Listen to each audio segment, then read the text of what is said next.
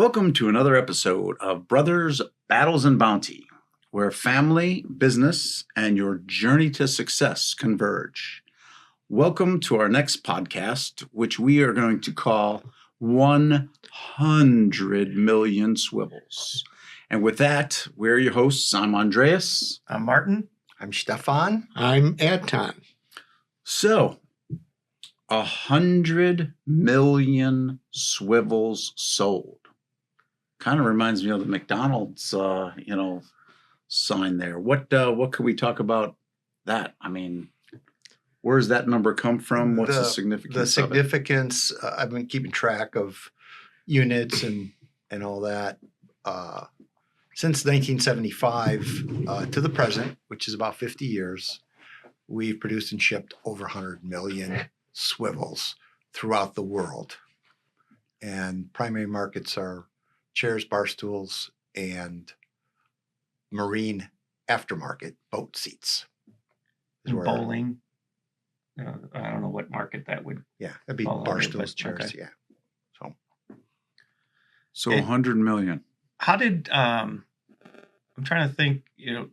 How did Trendler get into the actual swivels? Because when Dad started, he was doing the metal cabinets and stuff like that. How did it? I mean, where did the swivels even come into the picture? What happened was they used to make metal kitchen cabinets, and of course that went the way of. That was in the 50s. It was in the 50s, and they started making wood kitchen cabinets, and so that put the metal kitchen cabinets pretty much in the way of the buggy whips. Yeah. And he put an ad in the papers how you did that back then, that they had metal work that they could do. And Douglas Furniture contacted Dad. Wasn't Douglas one of the largest retail or furniture dinette furniture manufacturers? Yeah. Douglas was the largest metal chair and bar stool dinette manufacturer in the world. And they were located south side of Chicago, Bedford Park. And California? Not yet. Okay, that came later. Okay. So anyways, Douglas called Tony, and he went over there to their offices in Chicago, Bedford Park, and Cohen threw a handful of brackets, a dozen or more, on table. Can you make this? Of course, Tony. Yeah, absolutely. Give me a week. I'll get back to you. Came back with a week, samples and pricing, and he placed a big order with them. So that got us launched off into the basically furniture business. About a year went by, and he said, "I want to see you again, Tony. I got something else here for you." And he got there and he threw a swivel on the table. And he says, "Tony, can you make this?" He goes, "I sure can." He goes, "But I need a little more time than a week. Give me a month." And so he went to work on it. And it was about 6 weeks later, he came up with a sample that Douglas approved and started making swivels. And started placing orders with us. And we launched into the swivel business. How did Dad design the dot? I mean, how did he even? I mean, I was obviously I was not around at that time. So how did he? He was not an engineer. Not yet. He wasn't. He developed himself into an engineer, but as fate would have it, his brother-in-law and a good friend of his worked over at a company in Chicago called Lakewood Engineering, and Frank, his brother-in-law, was the foreman over there, and they made metal light fixtures and fans, right? And fans and trees and Christmas tree stands and swivels. So Douglas must have had a problem with Lakewood. And so he was looking around. Anyways, his brother-in-law came over and They had some different things, helped them build some dies, helped them get some samples and different stuff. That's how he was able to get that in 6 weeks. And so they brought that together, got him a price. The price was good, and started placing orders for swivels. And we had to go out and buy some punch presses and equipment and machinery, build some tooling. And then we were in the swivel business, so we had to go out and find other people that did that. And so every time they went to a new customer, they wanted something different. They wanted a 3-degree pitch. They wanted tapped holes. They wanted small slots, big slots. They wanted round bottom plates. They wanted bigger plates on the top, 8 3/8. They wanted 11-inch plates. And they Dad wanted never 6 said no. And he never said no. And he would just go back and just start designing it, figuring out, doing it the hard way, getting the samples, getting it out there. And over the years, he developed over 400 or 500 different models of swivels. And he became to be known in the swivel industry as the swivel doctor, because he would solve people's swivel problem. Most other manufacturers of swivels, people would ask, hey, can you tap these holes? Can you put a bigger slot in there? I go, no, we got these 2 models and that's what we have. Take it or leave it. Tony never said that. He goes, if you need that, I'll get it for you. And he made it happen. That's interesting, because that philosophy is still at Trendler today. Yes. We very rarely ever say no Mm-hmm. to a customer. Yeah. Hey, can you do this? Well, it also touches on the core competency of new product development. So Tony was the new product development meister, if you will. Guru, meister, Yep. master, Doctor, whatever. Specialist. But Yep. the core competency of developing new products is not an easy skill set for a manufacturer to have. It's critical for your success, and has been critical for our success, even as you indicate to this day. We're our new product process that Tony kind of established, that we've kind of expanded upon and developed for all the other things that we're doing, listening to what the customer wants and needs and getting it to them timely, getting a price, and sustaining the ability to get them. And the market's expanded to globally. I mean, we had distribution centers in Australia, in Germany, selling swivels to China. Yep. Russia. Russia. What are some of the other Middle East, Yugoslavia? South America, England, South America, right? Yeah, Canada, everywhere. Mexico. Yeah, everywhere but Africa. Yeah. We never shipped anything in there, but everywhere else in the world, Japan, Korea, Philippines. I remember going to trade shows in the Middle East. I think it was in Malaysia. Mm-hmm. No, that would be Southeast Asia. Southeast Asia. So where's Malaysia? Southeast Southeast Asia. What'd I Asia. say? You said Middle East. Oh, well, we got to target that market too. Well, let's wait a little while for the You don't dust know to your settle. geography. Yeah, You don't know my father. Right, but in Asia, I remember going to trade shows in Malaysia, and there was a lot of competition there. Yeah. But the Asian competition was really cheap and not reliable. And a swivel is kind of like the engine of a chair; it provides the motion, and which we know all You that. don't see it. You don't. Right, and You don't want to see it. You don't want right. to hear it. And I remember in Malaysia seeing a competitor there, and we go up to him and we're talking to him, and who you see your card? They look at the card and they look, ooh, Trendler, great quality, good price. Yeah. They're like, oh, you guys again, leave us alone. Sorry, what did you say? Can you repeat that, please? Yeah. But yeah, that was so earned a very strong reputation. I believe we were the only ones that sold directly to China. Chinese To factories. manufacturers. We'd sell the swivels over there. They put them on. on bar stools and send Yeah. them back here. Yeah, they would package them Our up and send customers them. would request our swivels on Right, their product. but Costco being one Exactly. Well, we told people, we ship swivels to China. They're like, What? come on, that's BS. Yeah. That can't be. Well, Andy and I toured like 12 of the largest factories in China. What year was Swivel that? manufacturers. Swivel Yeah. manufacturers. Yeah. Thank you. Yeah. What year would that have been? 89, 92. I don't I'm think trying to. later. 90, Okay, 96? 92. Jane, There when was Jane here? Yeah, she left in 90, or no, what am I talking about? She left here. You guys went there, it was the mid to late 90s. Yes. Okay. Oh, okay. I'm Yeah, not yeah. good at that Mid to game. late But, 90s. but anyway, we drove and toured every one of our competitors in China, Correct. the biggest ones. Yeah. Swivel competitors. Swivel competitors. And I remember the experience, like some of them we had appointments, but we didn't even speak Chinese, and we had the translators, and we were so well received everywhere we went. Yeah. Except for that one guy who I thought we were going to do a Jackie Offended Chan you. movie. He offended me. He's like, well, what is your goal being here in China? I said, well, we're going to end up being world leader in swivels, which we already are doing phenomenal, but we're going to become the #1 supplier in China. And then he's like, you can't sell anything, whatever he said. He was not happy. You were poking the bear though a little bit. Well, No, Andy wouldn't do He was poking him. It was pretty funny. It's I was good. And he observing. poked back. He did poke back.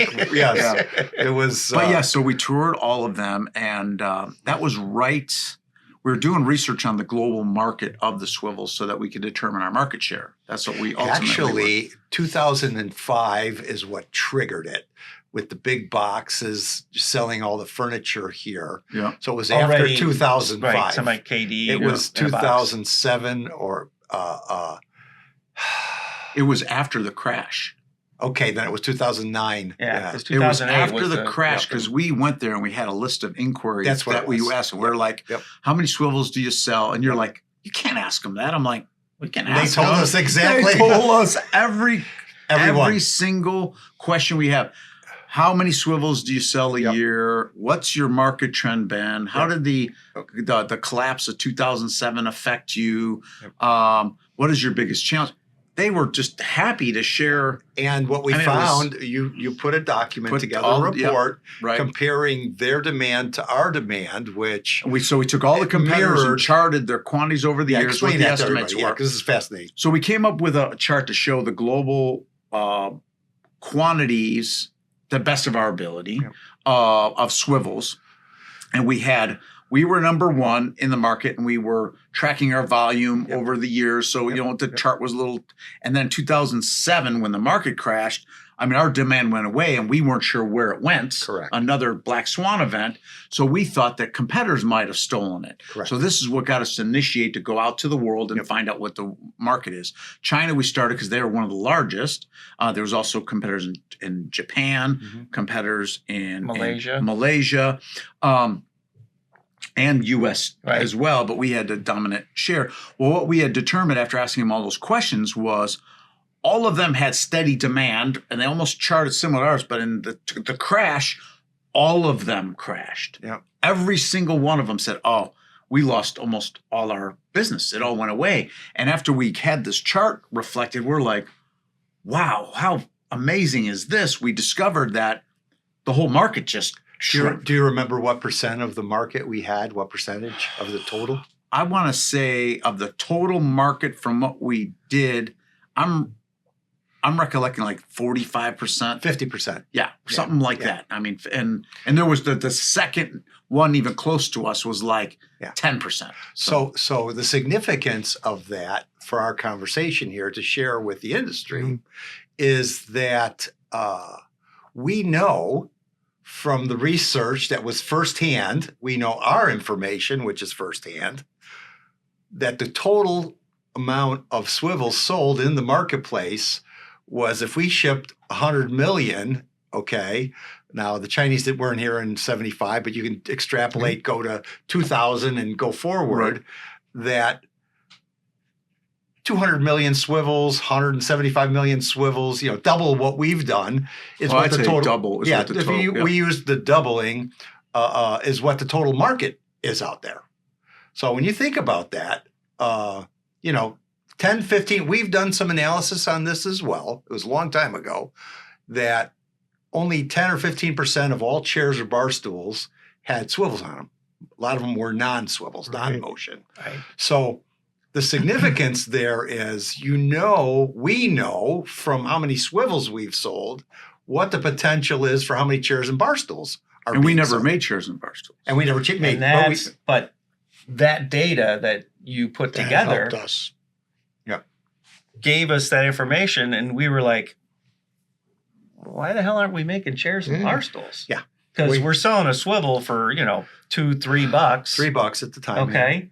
We can sell a chair and a bar stool for, 35, 40, It's 50 10. bucks. It was normally 10 to 1, but the pre-COVID, post-COVID, Right, I mean, you it's got changed. inflation I'm and all talking that, right, post-COVID world. It was 10 to 1. We had the infrastructure, we had the equipment, Yep. we had the know-how. So all that we had to blacks do on the it, markets. and the markets for it. It was a natural. Yeah. And That got us to making the making- swivel was the hardest part of manufacturing the entire Correct. bar stool. Absolutely. Making a bar By stool far. frame or a chair frame is like nothing compared to what it took to make a It's a swivel. lot easier to make the chair Right. without the swivel than the Right. swivel. Correct. And So- then we mentioned this in a previous episode, but the one competitor that attacked us and was giving away a free swivel with every Frame. bar stool frame, and we didn't have bar stool frames. Yep.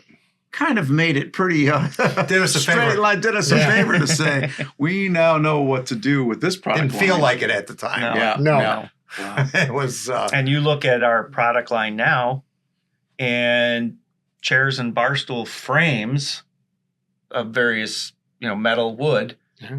is the bulk of our business. Business. Swivels are probably still only 5% now. I would think. No. no, Is it no, more? That's bigger. half.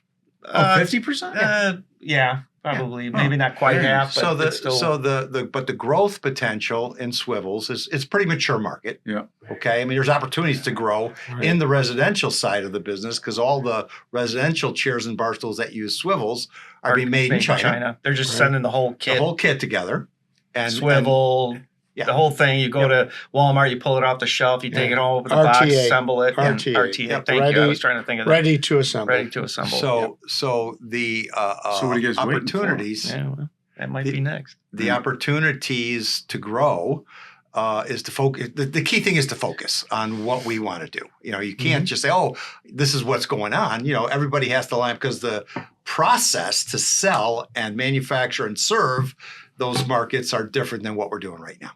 And we realized also that, going into any manufacturing part, we wanted to be in control of as much of the processes as possible and not depend on outside resources for critical items. Yeah. Powder coating, plastic injection molding, the Tube wood fab, finishing, tube tube fabrication. fab. I mean, if you remember when we got into it, we were using outside Other people. sources, and Yep. it was very We- inefficient. We realized we had to get the just in time. And we and- brought all those technologies in. The And plastic, the paint, Yeah, everything. We bought it all in. That was Big- in 97. We were yeah, looking at moving. even before that. We were looking yeah. at moving. Yeah. We were contemplating We were looking moving. at that in 96. So then when we moved, we moved with the intention of bringing No, all I'm this saying stuff we in. were talking about moving out of the state. Oh, We were looking at Wisconsin, we were That looking at would've been- Indiana, and then Illinois stepped in and said, hey, we really want you guys to stay There's here. the IRB. They wound yeah, up but- giving us a really IRB nice is per- Illinois Revenue bond. Industrial revenue bond. Revenue Yeah, bond. we got a hold of And- that, worked with the city. and I belong to That was the your baby. Yeah. and I- they gave us the cash at very low interest rate to Invest. purchase Yeah. all this equipment. all the equipment. and we bought and the everything. building. Yep. Yeah. And Well, yeah. you were talk about what we purchased. What was the major capital expenditures that we Plastic did? injection So molding we system. total dollar value was probably little over $1 million. It was $1.3 million. $1.3 million. Okay.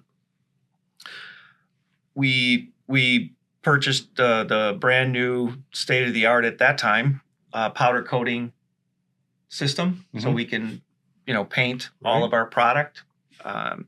We invested in plastic injection molding. We owned all the dies. We owned all the molds, I should say. So we were having some. So we had the Mhm. one of the critical components of it. So the plastic injection molding machines, and then tube fab. the tube fab, We invested in a CNC bender.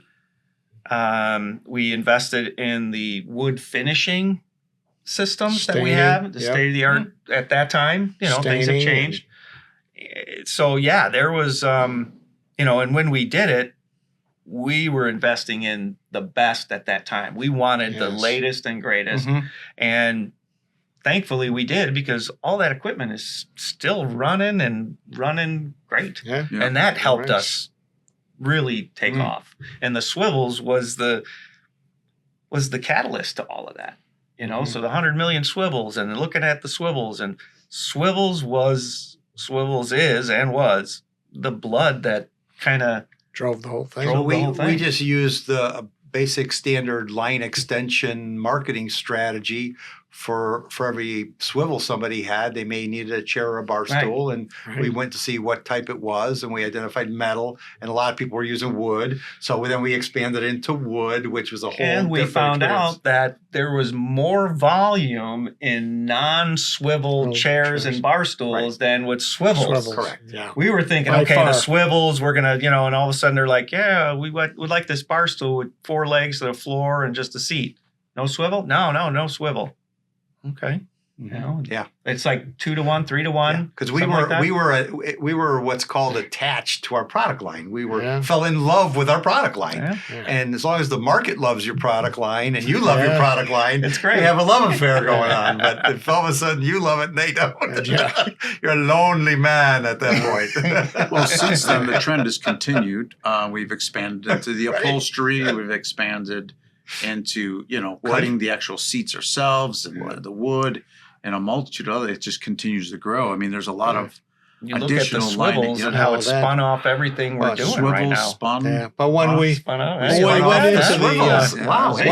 into the bar stools and chairs, though, the other part that was kind of funny is like, well, okay, we're making the frames, but we don't have the upholstered seats. Right. And so it was like we're going into these different customers, and you're like, well, here, I got it. Well, what about the seat? Well, no, we got the frame and everything. It's like going into trying to sell somebody, it's a beautiful car, but you got to buy your tires somewhere else or something, you know. It's like we had no idea. We had no idea. It was we had a lot of customers that were just buying the frames. Yeah, they were. Yeah. But then when we tried to expand, it's like, what do we do with this chair? The upholstery? You know, it's got no tires on it, you know. Yeah. So and the investment necessary. That was a big step for us.